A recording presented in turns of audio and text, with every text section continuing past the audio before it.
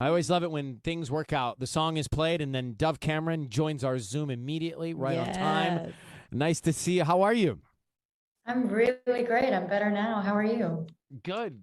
So, listening to that song, let's get right into what it feels like for you to be hearing your song, that song specifically, those lyrics on the radio, and also seeing people's reaction to it, Dove. It's mind blowing. It's like too much for my brain to even really manage. I think that I never really thought, especially a song like this, so something so interpersonal to me and something so straight off the pages of my journal. I never thought that it would ever see the light of day, much less, I'd be speaking to you about it here on Kiss FM. So it's really, really exciting. What was the journal entry? Multiple journal entries, probably. Yeah. Right here. What was the most important? What was the? Yeah, give us a glimpse of what the journal entries were. Well, it was based on a night that I had, a very specific night, which is, this song is, it's very straightforward. It's very storytelling. You can pretty much infer exactly what the song is about. But it's also a sort of amalgamation of just the experience and the feeling of growing up being queer and, loving all of my female friends so dearly and listening to them speak about all of these experiences they were having with their boyfriends or otherwise, and just wishing that they were being treated better, and having that kind of like, I think it's a pretty universal queer experience, this feeling of like, I wish I could be the one to treat you better than you're being treated. Mm-hmm. And so I think that for that reason, the song, while it's like a very kind of sexy recount of a particular night, it's also a very kind of like emotional, a lot has led me to this place where I feel so confident talking about my sexuality in this way. It's interesting for me in this song. We get sent songs sometimes before they're out, and this song was sent maybe right before it was going to be released. Mm-hmm. And I was listening while I was working out. I was not looking at the artist. I was just listening to the lyrics and music. And the song came on, and I listened to the lyrics like, wow, that's not only is a great song, but that's a strong lyrical song from a really strong, clear point of view. And so I looked it up and was like, oh my gosh, that's you. And I just thought that was really cool because, like you said, it's pretty straightforward when it comes to the lyrics. And then I started thinking, well, what's the next chapter in the diary? Like what happened? You're just gonna have to wait and see, I guess.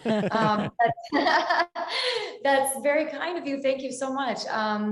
Definitely, I think because I wrote this song right after I finished my tour. The very next day, I went into the studio to begin working on what I thought was going to be my EP. So I think that like my perspective, I was just, I think we all know this, when you go in and you write for a body of work, you're thinking you're going to write 100 songs and maybe only 5 or 12 of them are going to work.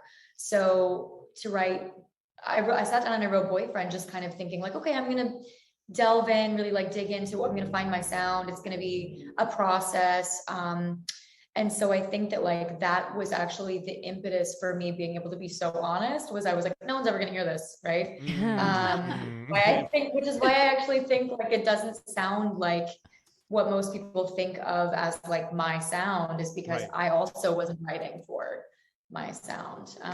But yeah, definitely the next chapter in the story is we're gonna have to get there. Well, didn't it already happen?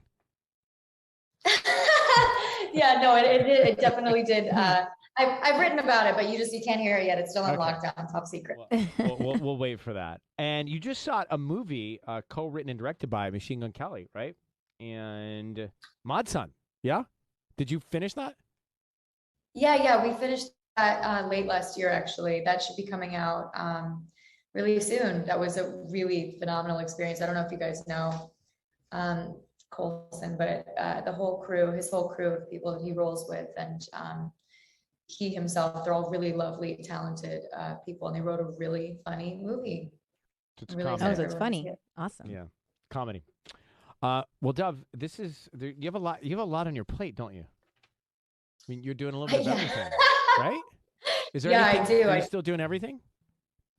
Yeah, I am actually. I'm right now. I'm really enjoying myself with how much music has been added to the roster, but I'm still definitely doing film and television and writing and designing and everything like that at full capacity, which is, I think that's the dream for any kind of cross genre artist, is that you get to do everything that you love until you quite literally fall over and you can't do it anymore.